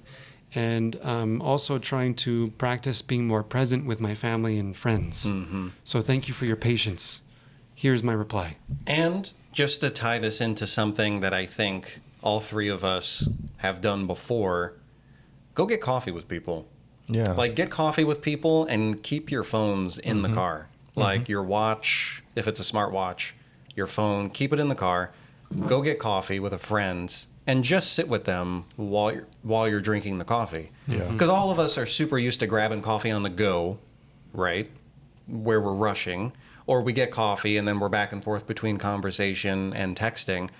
And, like... I don't even enjoy the coffee. You don't enjoy the coffee. You don't really remember the conversation, you know, because you're like, you're kind of half between two different worlds, you know, also checking Instagram while responding to someone and sitting at the table with a person. I say try to get coffee. You don't have to do a full meal. Get coffee without your phone. Yeah.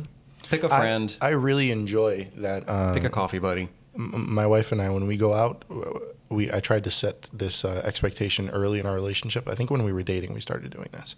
That whenever we're out together, we don't leave our phones in the car, but we take them out of our bags or pockets, put them on the table, we stack them on each other, and they don't get touched the whole time. And it wasn't like it wasn't even in super explicit, like, hey, we're leaving our phones away and we're not looking at them. I was just like, hey, I'm gonna put my phone away so you know you have my attention. And she was like, oh, okay, cool. And so she just started doing it. And yeah, it's nice. We've been pretty good this whole time. I imagine a scenario where someone does this for the first time and they order their coffee and they're like, okay, that'll be $10.50. And then you go, darn it. I left my phone in the car. I was gonna Apple Pay. That's right. I went to a place recently where, new place, hasn't been around but a couple years.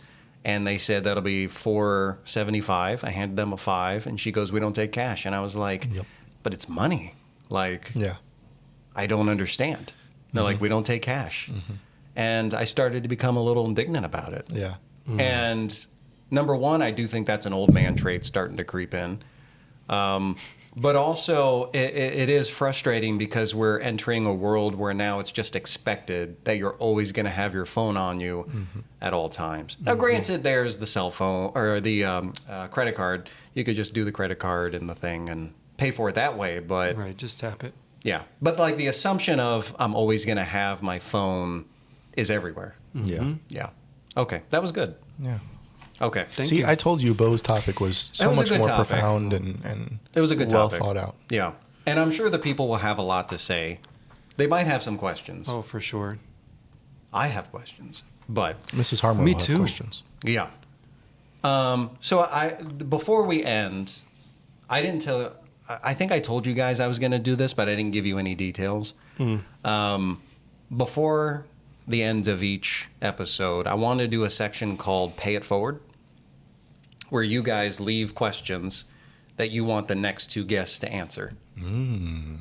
So About anything. okay. Any question. So I want you to think about what question you'd like to leave that the next two guests have to answer.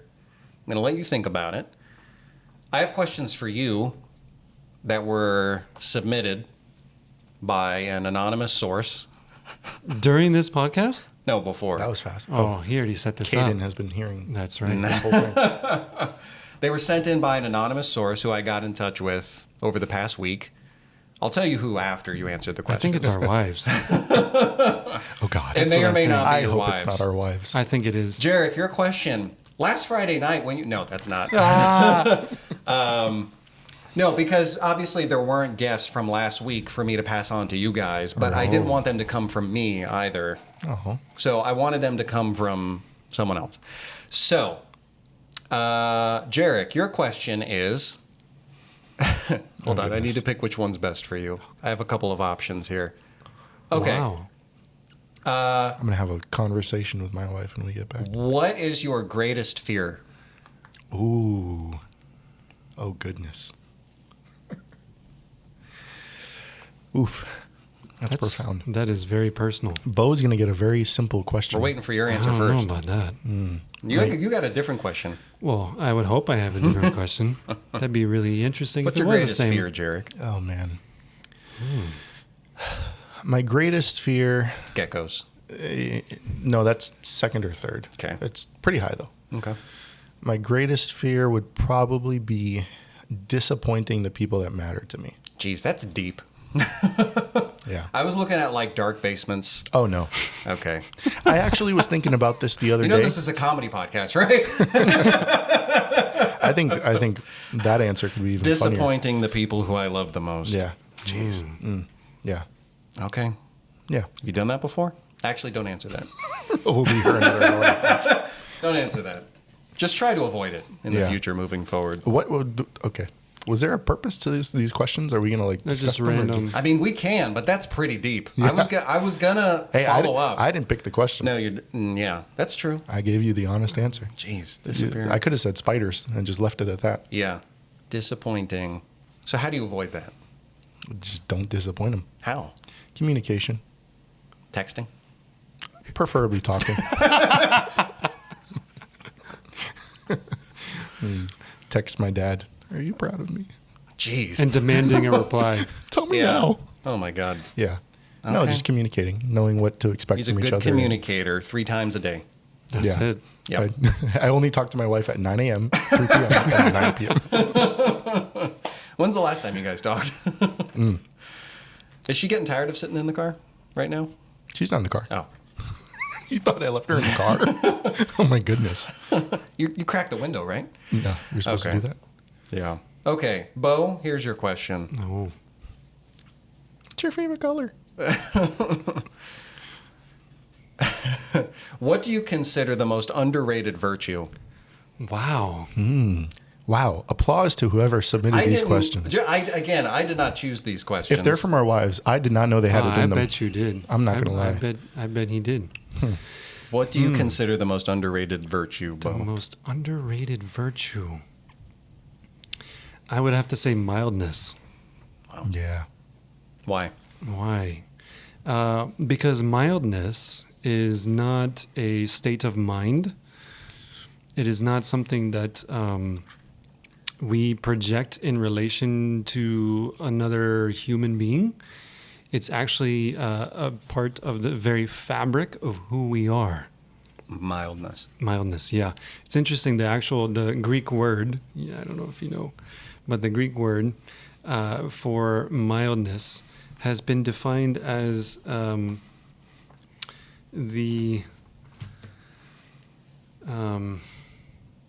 it's described as the embroidery of the fabric of who we are. So a delicately embroidered piece of fabric of our personality. Mm-hmm. And it's something that it's not like we can just be mild. We don't, again, project mildness. It's just a part of deep within our personality. And we develop that through a lot of different other steps. Other qualities have to come way before that. We have to develop patience, humility, even meekness. These qualities also have to come way before that. So I think that's that a quality. That sound was the audience leaving. Yeah. Sorry, go ahead. Exactly. So I'll wrap that up. Yeah, mildness. Why is, so you've given us an excellent why is that definition. your favorite, I wonder? Why is that underrated, I wonder? Because that's just not something that people think of. They don't care to display that quality because they view it as a weakness, actually. People are afraid of it. I wouldn't necessarily say afraid of it. They just view it as not effective. They don't think that being mild will... Mildness doesn't get them what they want. Exactly. Yeah. Exactly. Yeah. They think that they have to be bravado. They have to be forceful and aggressive and like cold Jarek. To be able to get what they want. Right. But there's a quiet strength in developing that quality that most people don't readily think about. Well, it takes more energy and effort for sure. to not react to something than it does to react to something. It takes a strength and a conscious effort to do that. Do you feel like it's something you actively work on? I try to do my best, yeah. I feel like the more... But you do think about it. Like you do think, how mild have I been I do, recently? Actually. I do. I feel like the more research that I do on a particular quality or a virtue, the more I understand it, the more then I know how to actually apply it. You know, just like the more knowledge you have, like if you look at some piece of embroidery, like on your couch, right? You think, oh, wow, like that's incredible. It's beautiful. Maybe it's very valuable. Delicate. It's intricate. There's no way I could even do that. Well, maybe it's because you don't know the methods to be able to do that. But just like any other skill, the more knowledge you have of it, the easier then, the less daunting that task becomes to you because you have more knowledge on how to apply it. So I feel like the more knowledge that we try to learn about these virtues or qualities, then it becomes easier and more attainable and more consciously, or more conscious of developing that. Do you think people need to be more mild and modest in their use of technology? For sure, yeah. I was just connecting the two things that we've talked about. Yeah, definitely. Ooh, can you connect it to trees? Nope. Was that your topic? I forgot. They need to be mild when they trim the trees. Yeah. Actually, that's true.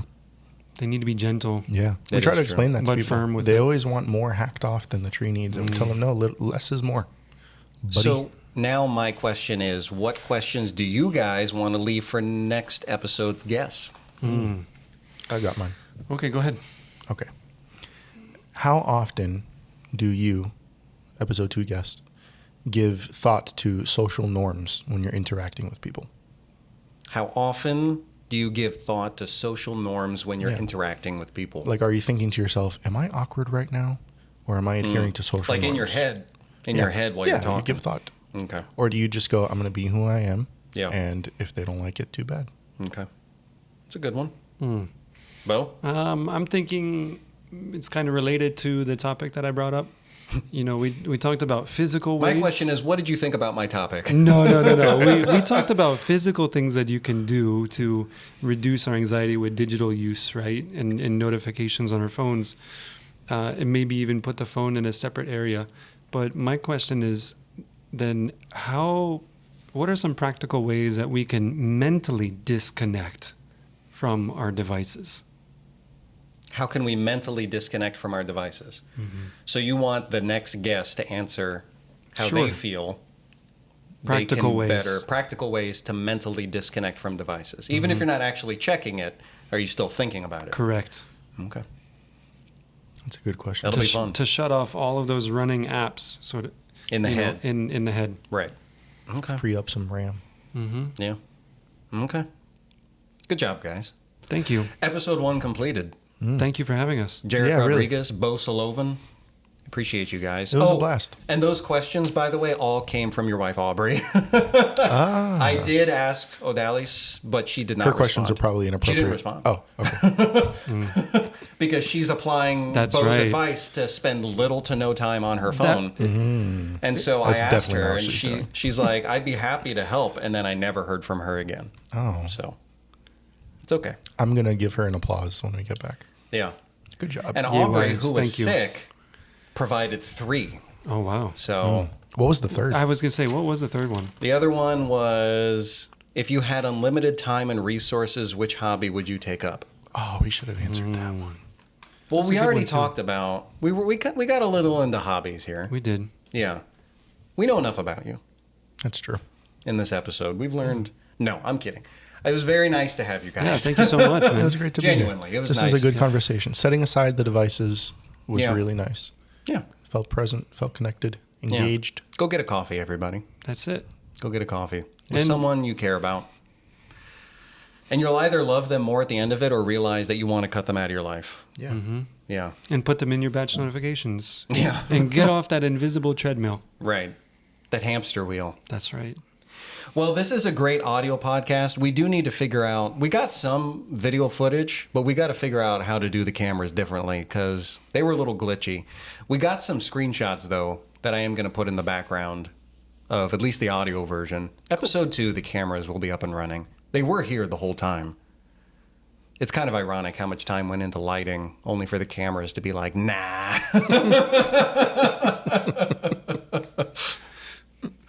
So It's anyway. ironic how much effort I put into this outfit Me only too. for the cameras to be I got like, a haircut yesterday. Really? I couldn't tell. Yeah, even the beard. We're like I said, we're gonna have a couple screenshots. We're gonna look good for a solid 5 minutes. Yeah. And then it stopped recording. Yeah, but I am gonna use some screen grabs just so people can at least still imagine the setting, you know. And then episode 2, the cameras will be up and running.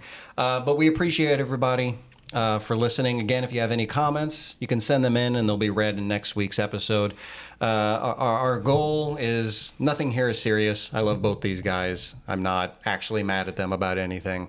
We're just trying to create a light atmosphere here because there's enough heaviness in the world, as we just discussed. A lot of reasons to be anxious and, to just kind of lose our sense of, I don't know, levity, you know? Ooh, Joy. $10 word. That's it. Thanks. The guy who's playing the drinking game for that word just finally took a shot. He's like, He's been he waiting this finally whole did it. That's it. No, so yeah, our goal was just put together something nice and easy to listen to. So we appreciate all you guys for stopping by. Now I'm super self-conscious about the name because I introduced this wrong. Please be seated is what I said, and it's Yeah. please seat yourself. I worked for months on that name. And the and sign. I immediately Okay. got it wrong. So, no. Do you guys have any closing statements? Go, Jarek, now. This was fun. I'd be happy to come back. Good. This was great. And then my final 3-second answer question to Bo. What was your favorite part of the episode? Go. The Your time's jokes. up. That's Huh? it. Our jokes. Our jokes. That's it. All right. So that's everything. It's like my favorite part was when the camera stopped. Yeah. That was nice. I took off my pants like 45 minutes ago. He's like, I've been in the bathroom. I took the mic. Took the mic with me. He's like, you can edit, right? No, we appreciate you all for listening, and we will most certainly catch you next time. Till See you later.